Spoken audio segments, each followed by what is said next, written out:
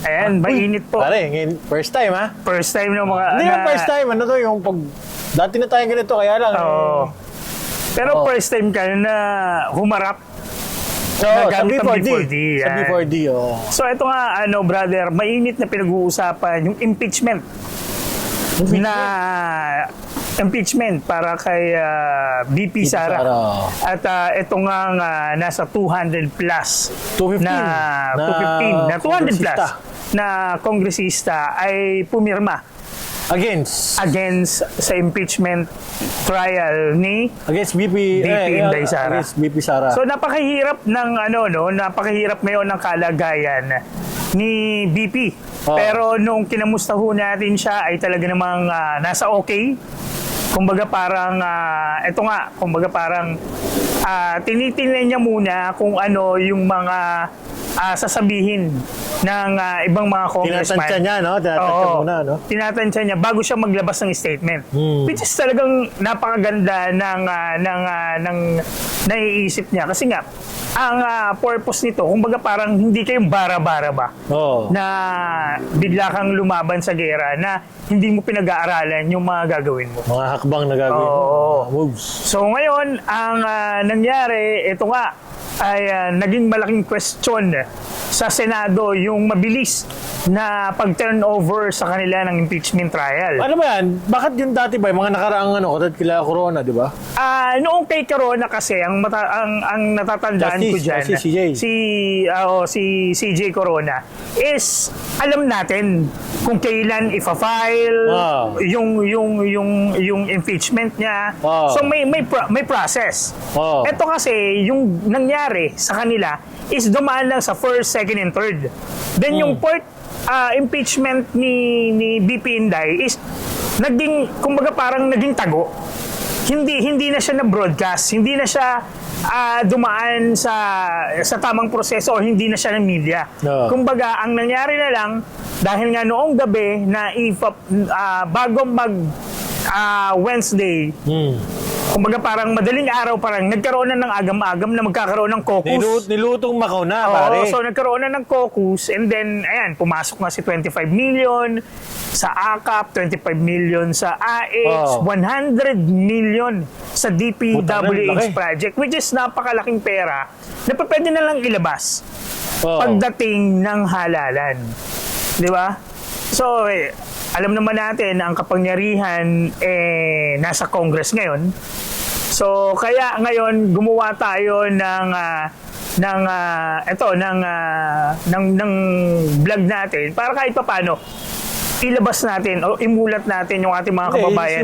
Isiwalat. Isiwalat natin sa kanila ang mga pangyayaring nagaganap. Yes, yung iparating natin sa ating mga kababayan. Na yung pag-process ng impeachment, may pagkukulang. Kasi kung makikita po ninyo, nagsalita si presidente ng Senate, Senate President si Chis Escudero, na hindi dumaan talaga sa process. Minamadali. Kumbaga parang minadali Pare, lang pero nila. alam mo, pero ito ko lang. Siyempre, tanga na yung mga sa Senate, mas maigo yan. Mas maraming boto yung mga. Tapos mamadali mo, parang binabraso mo sila. Kumbaga yun nga yung nakikita natin. Although, na kailangan nilang ipasa kasi nga naghahabol sila. Pinaghahabol mo. Pero hindi sila pinayagan ng Senate na i-hearing agad. Kumbaga, binigyan sila ng hanggang June. Umpisahan, June 2 yung impeachment trial. Paano yun? So, magkakaroon niya ng eleksyon. Nagkaroon na eleksyon ng May. Siyempre, ang target dyan, kung sino yung mga tumatakbo. Kasi sila yung mag-i-start niyan ng trial. So, kailangan, kung sino yung mga partido na pabor sa ating vice presidente, yun yung dapat manalo. Siyempre, kung ako tatanungin kung ako lang tatanungin. Nag-celebrate pa sila Castro, di ba? Yes, kumbaga parang doon nga yun nga yung bakla na sino ba yun? Yung tabi niya mukha. Doon mo nga makikita na yung government ngayon is pabor sa mga makaliwa. Kailangan nila siguro yun. Sino bang kakampi sa kanila? Imagine convicted Tapos nagko-contempt, 'di ba? Sa Quadcom hearing. Sa House, So doon pa lang kitang-kita mo na kung paano balahurain ng Congress yung mga ginagawa nila kapag meron silang i-impeach o meron silang i-interviewin. Oo. Like nito na pinag-uusapan natin, bago ho dumating o pumirma yung mga congressman, may nangyari. Oo. Alam mo kung ano? Ano? Anak ng teteng. Anak ng tete Lahat kasi. ng vlogger, Oh. influencer na sumama doon sa parang sa Zoom. Sa Zoom. Sa Zoom. Oh. O, nakapasok ka ba sa Zoom nun? Puta, tulog ako pare. Talaga. Ako nanonood eh. Hindi. Ako, nandun naman tayo, pero hindi na tayo nakapasok doon. Pero, kung ako mismo, ipapatawag doon sa, sa Quadcom kuno-kuno, hindi talaga ako pupunta. Kasi I know my rights. Sino ba yung mga, Hindi, kumbaga parang alam natin kung ano yung rights at kung saan tayo pupunta. Oo. Kaya yung iba nating mga kasamahan ng mga influencer and vlogger, sa Supreme Court sila pumunta. Yun nga eh. Bakit sila sa Supreme Court pumunta? Nag-file ba ng case? Yes. Kumbaga parang Nice move, no? ang pangit eh. Nung nagkaroon nga, tinan mo anong isang araw, kumbaga parang talagang magagalit ka sa mga congressman doon sa Quadcom. Alam mo kung bakit? Bakit? Kasi doon pa lang, sa kanilang pananalita, pinapakita nyo yung power nyo. Yes, Power butante kayo, butante, User, ano kayo, binoto kayo ng tao. Pero wag naman sana ninyong kalimutan na ang power din, para mapatalsik kayo, yung mga bumoto sa inyo. Power. Di ba? The people. So ngayon, nakikita nyo na, ginagamit nyo yung power nyo. Siguro ngayon lang yan.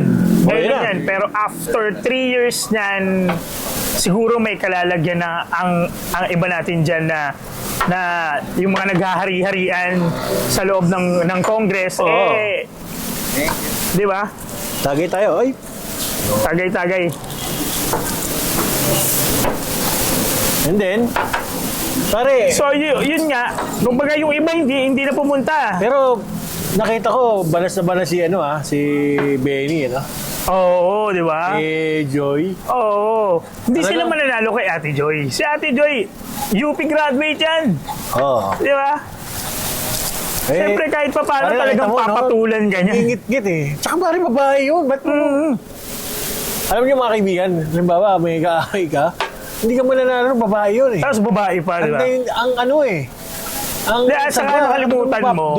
Doon mo ba, sabi ni Abante, dito mo dalhin, na nasasaktan daw sila kasi minumura sila. Unang-una, ba't nanonood pala sila? Oo. Pangalawa, ba't ka masasaktan public figure ka eh. Di ba? Minura ka lang ng Minura ka lang, putangin na mo. Wala namang sa mura. Ako nga nagmumura eh, napalag ko nagmumura. Sabi ni Sek Paras sa Sek Paras, nagmumura pala to. Di ba? Magkakilala Sek Paras kaya biniray ni Sek Paras to si Benny na parang yan yung yan yung mga tao na hindi dapat na iboto. Alam mo kung bakit? Kasi wala namang magagawa yan eh. Actually si Isko nga binanatan ni Rin Isko yun, si Benny. Magpahinga ka na raw, Mr. Benny.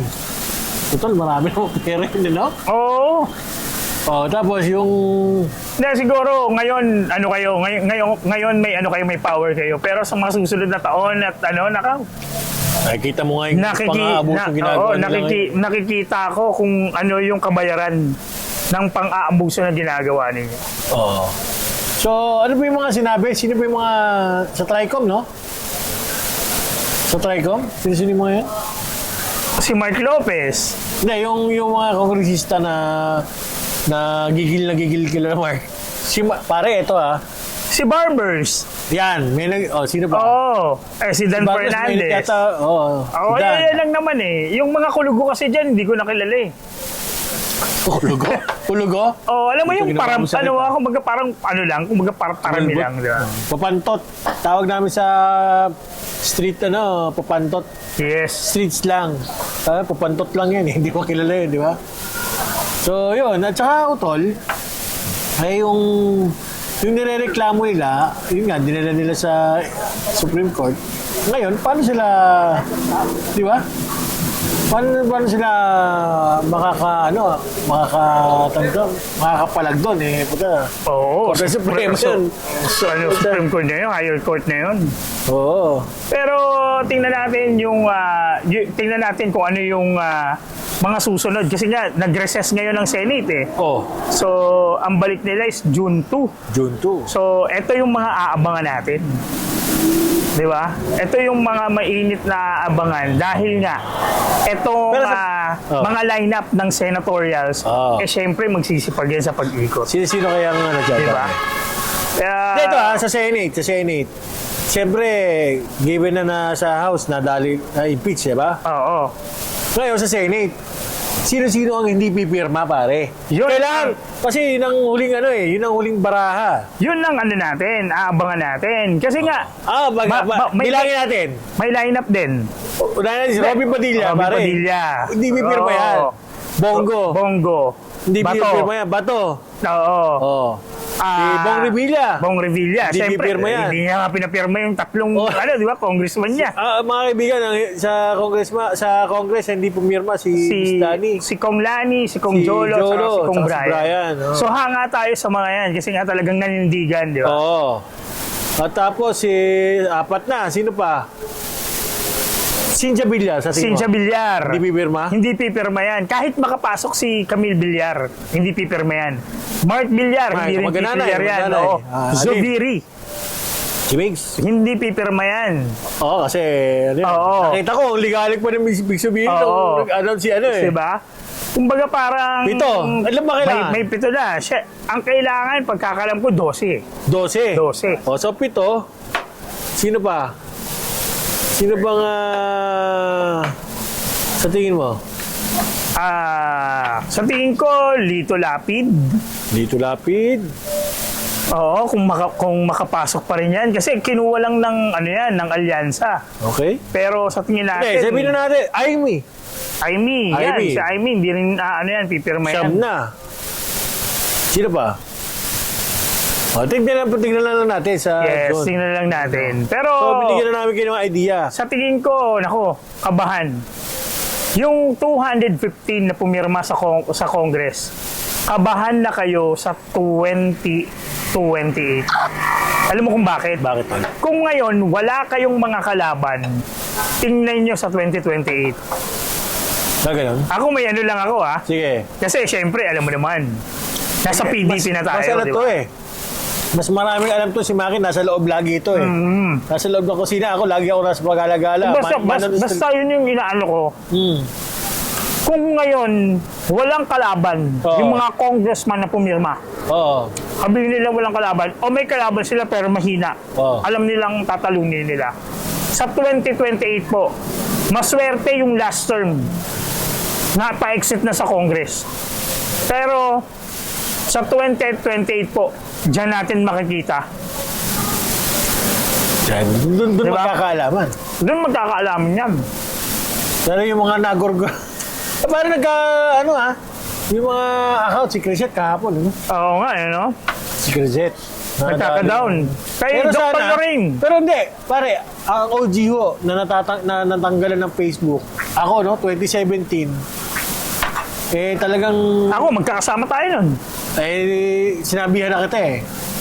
Pero yun, buti na lang sa akin. Yung sa akin nun, wala talaga hanggang 2022 ata, tinanggal yung Facebook ko eh. Talaga mainit ako sa Facebook nun. At saka, sa kanila may warning, 180 days. 180 days ba? Oo. Sa akin wala, mag-delete sa Facebook, delete na. Pero tingnan mo naman yung ilang, yun, Pati yung... 6 months, tapos na election, baka barangay election na. Yun. So, sa tingin mo ba, matutuloy talaga to o siniraan lang? Wala yan. Hindi mananalo yung impeachment Babawian nila. yan, Parang, Kasi once na magkaroon ng impeachment, maniwala ka, lalabas ang taong bayan. Alam natin na ang taong bayan ang kayang magpabagsak. pare sa nakita mo yung pumirma? Yung mga sa Davao del Sur, sino yun? Oo. Yung congressman?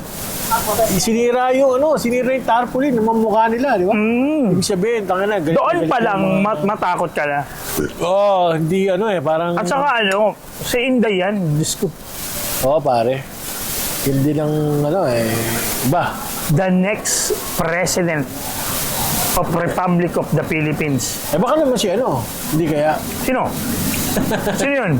Baka may iba nagtatangka na maging next Ay, Diyos president. ko po, wala na. Ha? Kumbaga parang sa ngayon sa nakikita natin maglalabas siya ng maraming pera eh. kahit maglabas ng maraming pera yan. Ubusin ng kapal ng bayan. Ano sa palagay mo, Maki? Kahit maglabas yan, alam natin na lahat ng lumalabas ng survey, bayad yan. Yeah. So imagine si Marcoleta, laging hindi naman siya pumapasok sa top 12, pero nasa laylayan. Imagine, may INC ka na. Paano ka hindi makakapasok sa survey? Para sa akin, pasok yun. Talagang manipulate. Kumbaga, mina-mindset lang tayo ng mga survey na yan. Pero, in actual na boto, INC, kay Marcoleta, sa PDP na rin yan. Pangalawa, ang kay Kibuloy. So, dyan pa lang sa dalawang, religious na grupo, may boto ka na. Times 3 mo pa. Siyempre, katulad ko, na wala lang, di ba? Boboto pa rin. So, marami akong mga tulad ko na pabanjing-banjing sa anywhere, siyempre, bumoboto. Boboto natin, Marcoleta. Si Kibuloy, yan. Sa akin, Para sa akin, Kasi, yun talagang ating nakikitang Pero mga din ako talaga kay sa Revilla. Kumbaga parang nanindigan sila sa, di ba? Lapit. Kumbaga hindi talaga sila pumirma. Pinakanta-best yun. Kaya yung Gulat ko yun makikita mo sa social media, pinapasalamatan yung mga Revilla, di ba? Kumbaga parang... Nagulat sila talaga. Hindi nila expect na hindi pipirma yung tatlo. Imagine, 3 votes na rin yun, di ba? Pero yun nga, dahil may respeto at pagmamahal sa kanilang sinamahan dati, hindi nila ginawa. Kasi, yun yung sinasabi ni Senator Bong Revilla, mahal niya si Inday. Kahit anong mangyari, mahal niya si Inday. Pare? Yun ang may panindigan, pare. Di ba? Kaya nga dun sa comment, di ba? Okay lang naman Meron kasing meron na Kayo ang may bayag. Pwede silang neutral. Di ba? Pero hindi ka mamimerwisyo. Kasi, di ba, On naman. both sides. Ang pangit na dahil lang sa politika, di ba, magkakasira-sira yung So, power ang hinahawakan nila dyan. Power din ang hinahabol nila. So, yun. Pare? Masarap yung Sarap na ito. Sardines. Pasta. Sarap din ng tuna carbonara. Nandito po, thank you po sa Mary Grace, Ayun, Mary Grace. Si Mary Grace. Sila ito ng mga Mary Grace dyan. Anyways, pare, Ayan, so, ayan nga. Thank you sa upo rito kasi wala dito potato. So, ako nang nandito. Nagpapasalamat nga tayo kay Director Chris Tapero. Okay, dahil nasamahan na tayo. Hindi, yung sa amin naman, sinabi namin is, kumbaga parang puntos lang na inilabas namin. Kasi nga, dahil nga sa nangyayari, kailangan na rin malaman ng mga kababayan natin, lalo na yung mga kababayan nating OFW, syempre. Batiin natin yung mga pare.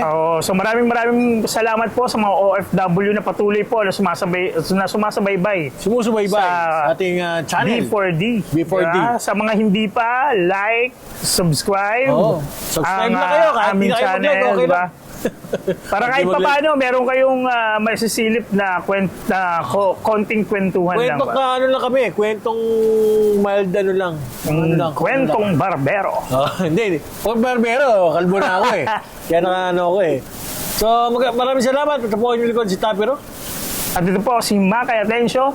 Kami po ang V4D.